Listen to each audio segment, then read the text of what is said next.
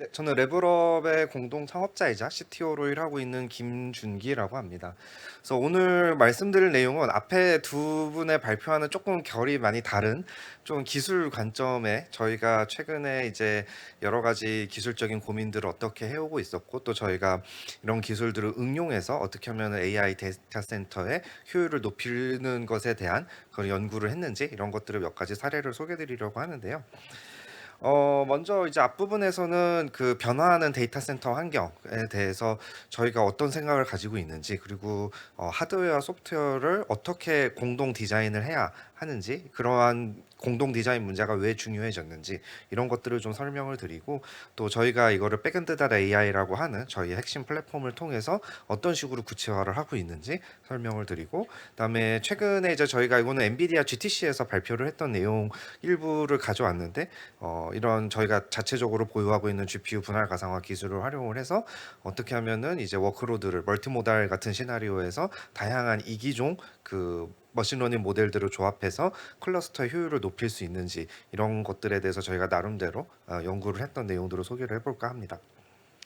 그래서 먼저 변화하는 데이터 센터 환경에 대해서 간단하게 짚고 넘어가 보려고 하는데요. 뭐 앞에서도 잘 설명해 주셨지만 뭐 인터넷 사용자 규모가 이제 뭐 수십억 명 단위가 됐고 이제 전 세계 인구의 절반 이상이 인터넷을 쓰는 세상이 됐고 그러한 사람들의 일상적인 데이터 이런 것들이 다 온라인에 기록으로 어떤 형태로든 뭐 사진이 됐건 영상이 됐건 뭐 글이 됐건 다 남는 사회가 되었고요. 그런 상황에서 이제 사실 이미 10년, 15년 전에 우리가 빅데이터라고 하는 유행이 한번 휩쓸고 지나갔고 또 클라우드 컴퓨팅이라는 유행이 한번 휩쓸고 지나갔습니다.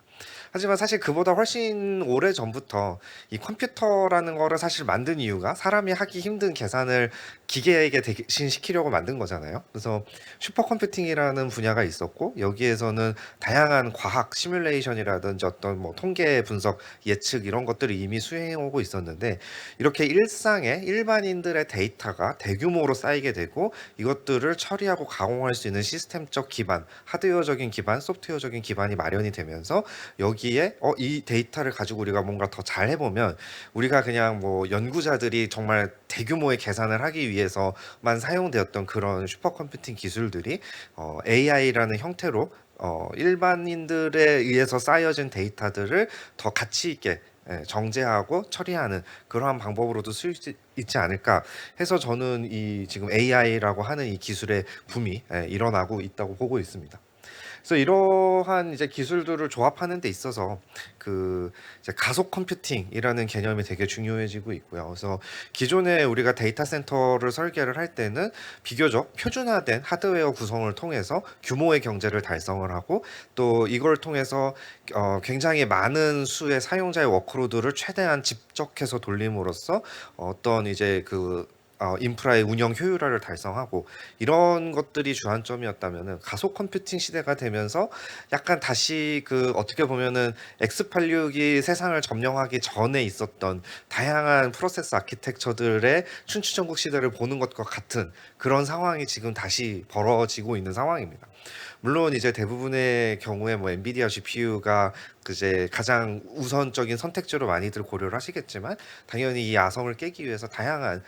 이제 시도들이 이루어지고 있고 또 여기 이제 SK에서도 리벨리온이라든지 사피온이라든지 이런 AI 반도체 회사들과도 계속 이렇게 협력하고 이런 것들을 보면은 이제 그런 대안을 찾기 위한 시도들이 계속 있습니다. 그 얘기는 뭐냐면 컴퓨팅 환경이라는 것이 이제 굉장히 단일한 하드웨어 구성으로 완전히 표준화돼서 밀어버릴 수 있는 이제 그런 상황이 아니라 굉장히 목적에 맞춰서 내가 돌리고자 하는 연산의 워크로드 특성에 맞춰서 특화된 어떤 하드웨어 소프트웨어 구성들을 굉장히 여러 가지 조합을 가지고 데이터 센터를 구축해야 되는 이제 그런 세상이 됐다라는 것을 이야기를 할 수가 있겠습니다. 그래서 이러한 과정에서 이제 우리가 돌리고자 하는 연산의 규모, 스케일 뭐 이런 것들은 굉장히 끊임없이 커지고 있고 또 이 과정에서 다양한 병목들이 발생을 합니다. 그래서 우리가 이제 GPU라고 하는 거는 보통 연산의 병목을 해결하기 위해서 GPU를 도입을 하는 거고 또 CPU보다 상대적으로 GPU가 행렬 연산이라든지 어떤 병렬화된 처리를 훨씬 잘하기 때문에 GPU라는 거를 써서 그러한 특화된 연산들을 가속하고자 합니다. 근데 이 과정에서 기존에는 GPU 한 장으로 대충 가속이 다 됐다면 이제 여러 장을 붙여야 되고, 여러 장도 안 돼서 그런 여러 장이 붙어 있는 서버를 여러 대를 붙여야 되고, 이제 뭐 해외 이제 빅테크들 같은 경우에는 데이터 센터를 여러 개 묶어 가지고 이제 트레이닝을 돌리겠다라는 이야기가 나오고 있을 만큼 이제 네트워크라든지 스토리지 같은 부분에도 병목이 굉장히 심해지고 있고, 또 이러한 모든 컴퓨팅 인프라를 돌리기 위해서는 우리가 에너지 문제도 당연히 고민을 해야 됩니다. 그래서 아마 여기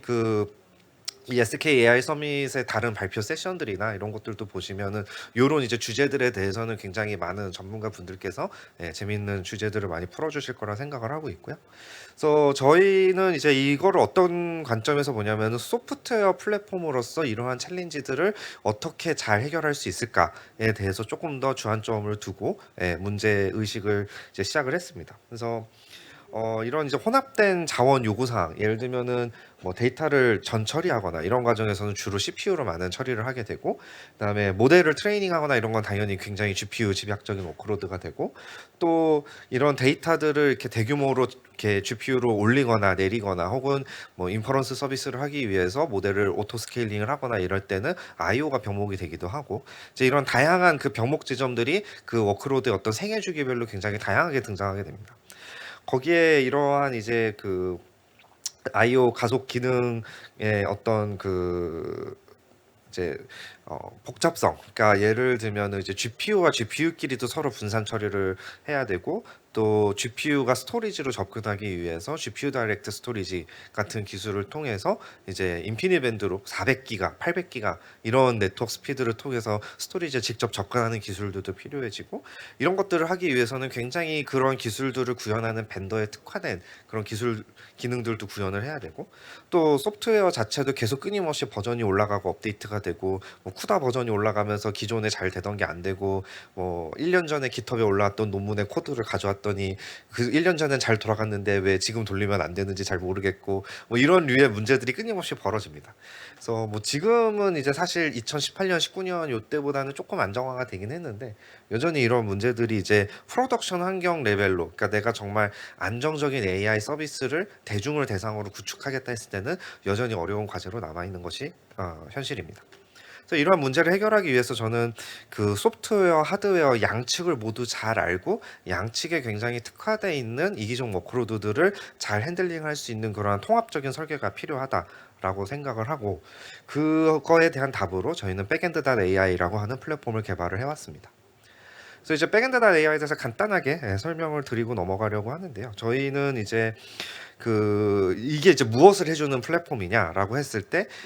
AI를 위한 궁극의 백엔드 플랫폼이다. 그래서 AI 모델을 아무거나 다 원하는 거 잘 돌려주고, 또 아무거나 원하는 거 다 잘 트레이닝 해줄 수 있게 그러한 다양한 뭐 작은 크기든 큰 크기든 상관없이 그에 맞춘 최적의 구성, 최적의 하드웨어 효율을 뽑아낼 수 있는 그런 구성으로 자동 컨피그레이션을 해주겠다. 그다음에 뭐 GUI로 파인 튜닝도 쉽게 하고 모델 파이프라인도 쉽게 만들고, 이제 뭐 이런 건 이제 요즘에 사실 다 너무 당연한 얘기고요. 그다음에 이제 이런 것들을 뭐 작은 랩탑 사이즈에서부터 실제 GPU 1000노드 이상 되는 규모의 클러스터까지 확장할 수 있게 만들겠다. 뭐 저희 고객사 중에는 이제 실제로 GPU 한 1500장 정도를 단일 백엔드.ai 클러스터로 운영을 하고 계시는 이제 그런 케이스들도 존재를 하고요. 또 이제 제가 사실 이제 고객 사례나 이런 것들을 이 장표에 많이 넣지를 않아서 이제 몇 가지 뭐 예를 들어 드리자면은, 여러분들 갖고 계시는 이제 아마 뭐 갤럭시 핸드폰 쓰시는 분들이 계시다면은 이제 거기에 올라가 있는 다양한 온디바이스 AI 모델들이 있잖아요. 그 모델들을 이제 저희가 만들어 드리는 건 아니고 그걸 만드는 이제 팀, 연구 개발 팀들이 이제 계시는데, 그런 곳들이 저희의 이제 또 고객이시기도 합니다. 그래서 사내에 있는 이제 다양한 이제 엔비디아 GPU 인프라스트럭처를 저희 플랫폼을 이용해서 관리를 하고 계시기도 하고요. 또 이제 몇몇 그 클라우드 파트너들 같은 경우에는 대중 대상의 뭐 NPU나 그다음에 엔비디아 GPU 기반의 퍼블릭 클라우드 서비스, 그래서 트레이닝에 특화된 팜, 그다음에 서빙 추론에 특화된 팜을 구축하는데, 앞에 콘솔은 이제 다 직접 만드셨지만 그 뒤에 붙어 있는 백단 API는 저희 플랫폼으로 이제 구현을 해서 제공을 하고 계시는 경우도 있고, 이제 뭐 저희는 이제 이런 좀 대규모의 GPU 인프라들을 효율적으로 관리하는 그런 제품으로 개발을 하고 있습니다. 네. 그래서 저희가 이제 굉장히 다양한 이제 그 앱 생태계를 만들고 있습니다. 그래서 기존에는 저희가 사실은 이제 좀 트레이닝에 특화돼 있는 이제 그 GPU 관리를 잘해주겠다. 사실 처음에는 여기에 주로 집중을 많이 했었고, 거기에 이제 API를 잘 붙여가지고 GPU에서 돌아가는 코드를 API로 던지면 뭔가 예쁘게 잘 실행해주고 결과도 이렇게 스트리밍을 해주고 이런 것에 초창기에는 집중을 했다면, 지금은 이제 인퍼런스를 올려서 실제로 뭐 엔비디아 님이라든지 아까도 얘기가 나왔던 AI 에이전트라든지 이런 것들이 이제 자동으로 스케일링 되면서 또 GPU를 공유하면서 돌아갈 수 있는 이제 그런 인프라 스택을 올리고 있고요. 또 그 위에 이제 그 패스트 트랙이라든지 포크리프트 같이 그런 애드온 생태계를 통해서 GUI 기반으로 이런 것들을 좀 더 쉽게 다룰 수 있게 하고, 또 파인 튜닝이라고 해서 이제 원 클릭으로 그냥 뭐 허깅 페이스에서 모델 딱 선택하고 그다음에 거기에 파인 튜닝할 데이터셋 딱 업로드하거나 데이터셋 지정하면은 자동으로 뒤에서 패스트 트랙 파이프라인이 자동으로 생성돼서 다 돌아가고 바로 결과 띄워서 채팅 인터페이스 붙어서 이제 테스트 해볼 수 있고, 이제 이런 뭐 LLM 옵스라고도 얘기를 하죠 요즘에는. 이제 그런 것들도 가능한 이제 다양한 생태계를 만들고 있는데, 여기 사실 오늘 발표에서는 저는 조금 이 코어 부분에서 저희가 아까 말씀드렸던 그런 하드웨어와 소프트웨어의 공동 디자인이 왜 중요한가, 그런 관점에서 저희가 특히 하드웨어 가속에 특화돼 있는 이러한 오케스트레이션 플랫폼을 어떠한 관점에서 만들었는가에 대해서 조금 더 깊게 들어가 보려고 합니다. 그래서 제가 굉장히 중요하다고 생각하는 부분이 그 하드웨어 가속을 최우선 고려한 아키텍처가 필요하다는 것입니다. 그래서 저희가 사실 굉장히 특이한 회사긴 해요. 대부분의 지금 컨테이너 기반의 어떤 솔루션을 만든다라고 하면은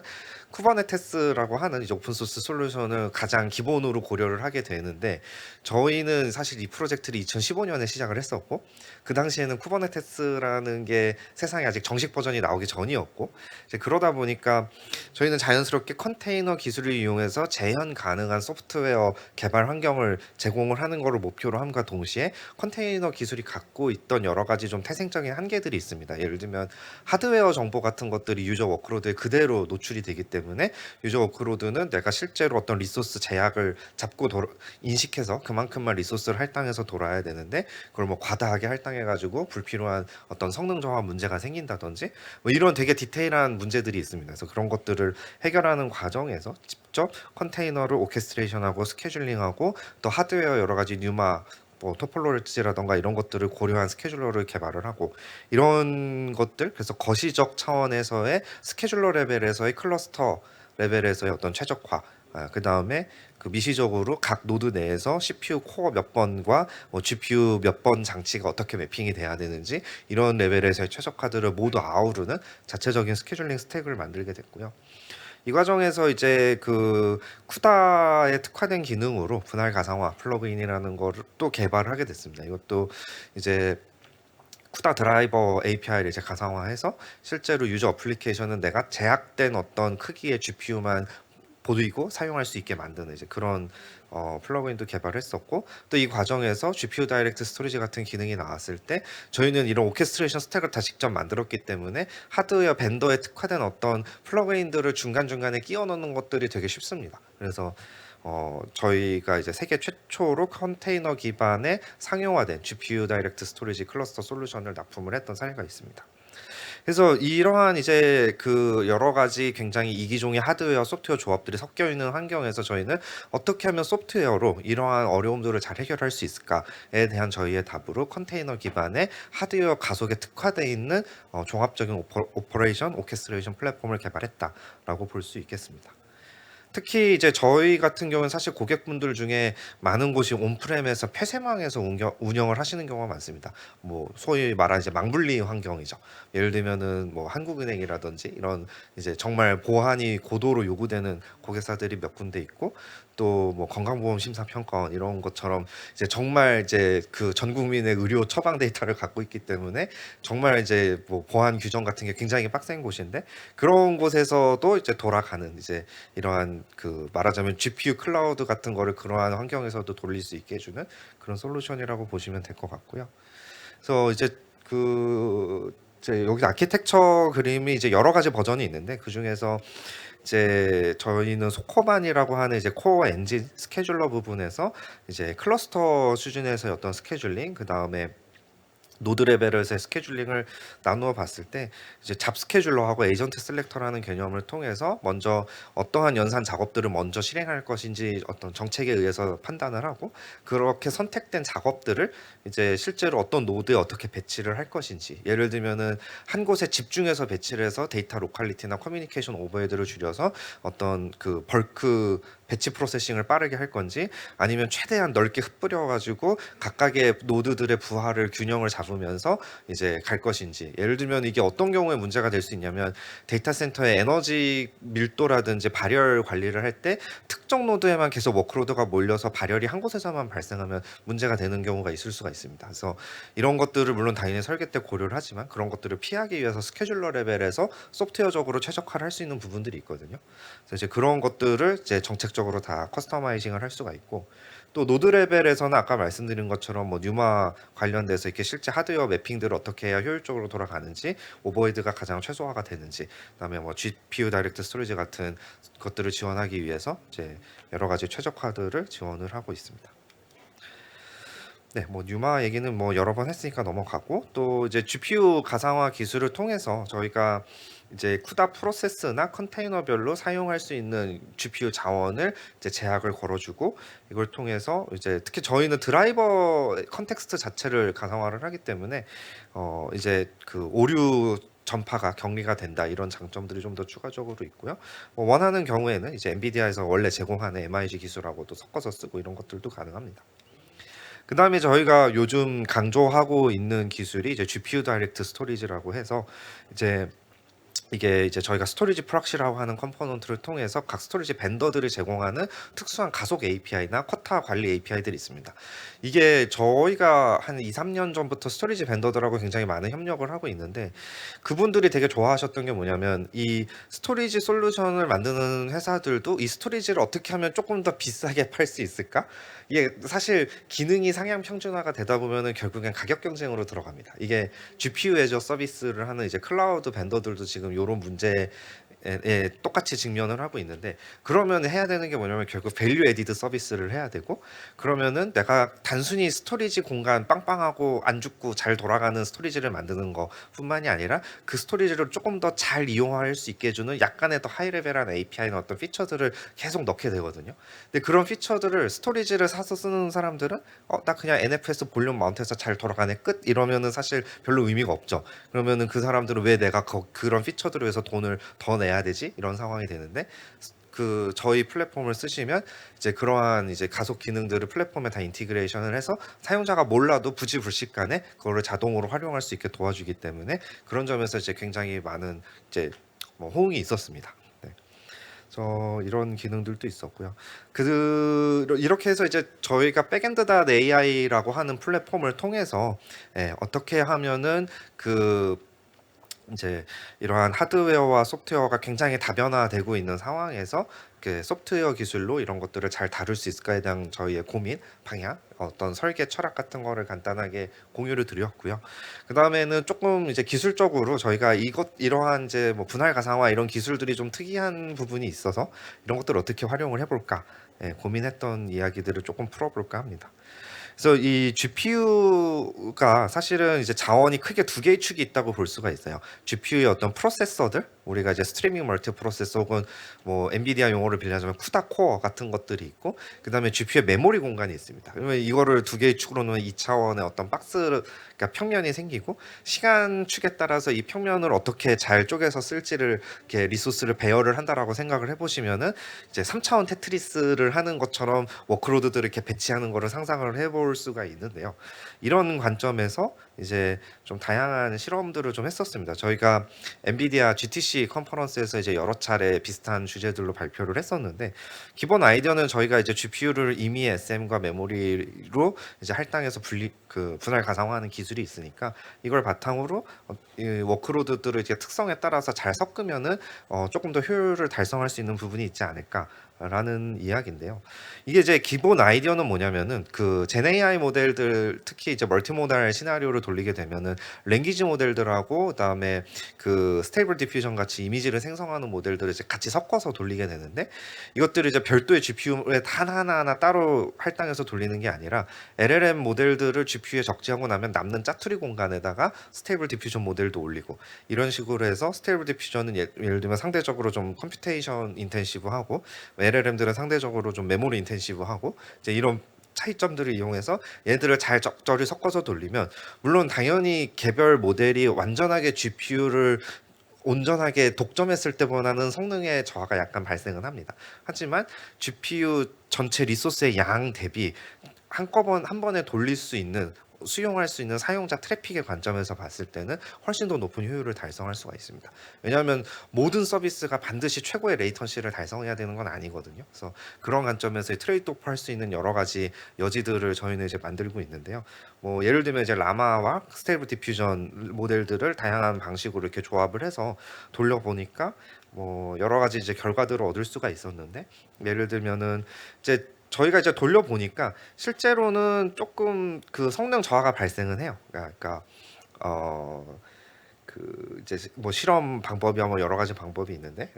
실제로는 토큰 생성 속도라든지 이미지 생성 속도 같은 것들이 이제 뭐 어떤 형태로 조합하느냐에 따라서 뭐 10%에서 20% 이상 이렇게 성능 하락이 발생을 하는 이제 그런 것들을 관찰은 할 수 있었습니다. 그렇지만은 실제로 이거를 대규모로 뭐 A100 GPU가 뭐 몇십 장, 몇백 장 있는 환경에서 이제 다양한 모델들이 믹스 앤 매치가 되어 있는 상황에서 사용자 트래픽을 얼마나 받을 수 있느냐 이런 관점에서 봤을 때는 뭐 수십 배 이상의 이득을 그러니까 같은 양의 GPU로 더 많은 트래픽을 서빙을 할 수 있는 이제 뭐 이러한 결과들을 얻을 수가 있었습니다. 그래서 이게 이제 뭐 물론 무조건 그 개별 프로세싱의 성능을 높이는 방향으로 최적화를 하는 것도 의미가 있고 중요하지만 또 이제 우리가 적절하게 레이턴시나 이런 것들을 트레이드오프 할 수 있는 상황에서는 이러한 방법들을 통해서 조금 다른 방향으로 전체의 어떤 캐퍼시티를 늘리는 방향으로 이제 최적화를 해볼 수도 있다. 이러한 것들을 이제 저희가 나름대로 실험을 해본 거고요. 뭐 이게 꼭 하나의 무조건적인 정답이라고 할 수는 없겠지만은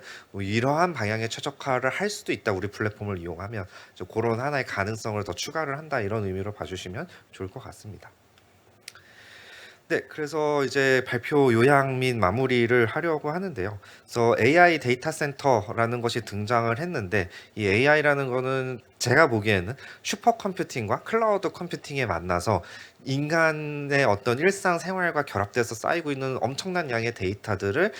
잘 프로세싱하고 이런 것들을 이용해서 어떤 가치를 뽑아내고자 하는 그래서 뭐 예측 같은 것부터 해서 아니면 앞에서 보여주셨던 것처럼 다양한 산업 응용 사례까지 이러한 것들을 통해서 이제 뭐 인간이 하기 힘들었던 일들을 조금 더 잘 해보고자 하는 것들도 있고 뭐 인간보다 더 잘하는 무언가를 만들고 싶은 것도 있고 이제 다양한 것이 있죠. 근데 이것들을 인프라적인 관점에서 봤을 때 하드웨어와 소프트웨어 양쪽을 모두 잘 알고 디자인을 해야 된다. 이런 것이 이제 제가 하고 싶은 이야기고요. 이걸 위해서 이제 뭐 다양한 관점에서 접근할 수 있겠지만 하드웨어는 이미 또 잘하고 계신 분들이 많기 때문에 저희는 소프트웨어적인 관점에서 컨테이너 기술로 이러한 문제를 해결해 보고자 한다. 라고 봐주시면 좋을 것 같고 그 과정에서 저희는 백엔다다 AI라고 하는 플랫폼을 개발했고 그 중에 소코반이라고 하는 다계층 자원 스케줄러를 통해서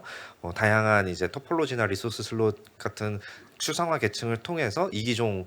가속기들을 손쉽게 수용할 수 있는 AI 데이터 센터의 어떤 뼈대가 되는 오케스트레이션 프레임워크를 만들었고 또 GPU 분할 가상화나 GPU 다이렉트 스토리지 같은 가속 기능 특화를 통해서 이제 뭐 하드웨어가 갖고 있는 최대한의 성능을 활용할 수 있도록 도와드리고 있다. 그리고 뭐 실제로 다양한 고객사들이 이런 걸 저희 플랫폼을 활용해서 이미 상용화된 AI들을 많이 만들고 계시고 또 상용 서비스도 하고 계시고 또 이제 저희가 이러한 플랫폼을 좀 더 잘 활용할 수 있는 하나의 아이디어로서 리소스 벽돌 쌓기 이러한 이제 실험을 통해서 개별 워크로드의 성능을 조금 희생해서 이제 전체적인 그 클러스터의 캐퍼시티를 크게 높일 수 있는 이제 이러한 방향의 최적화들도 저희가 다양한 방향으로 하실 수 있도록 제안을 드리고 있다. 이렇게 봐주시면 좋을 것 같습니다. 네, 그래서 제 발표는 여기까지고요. 네, 뭐 이상 들어주셔서 감사합니다. 네.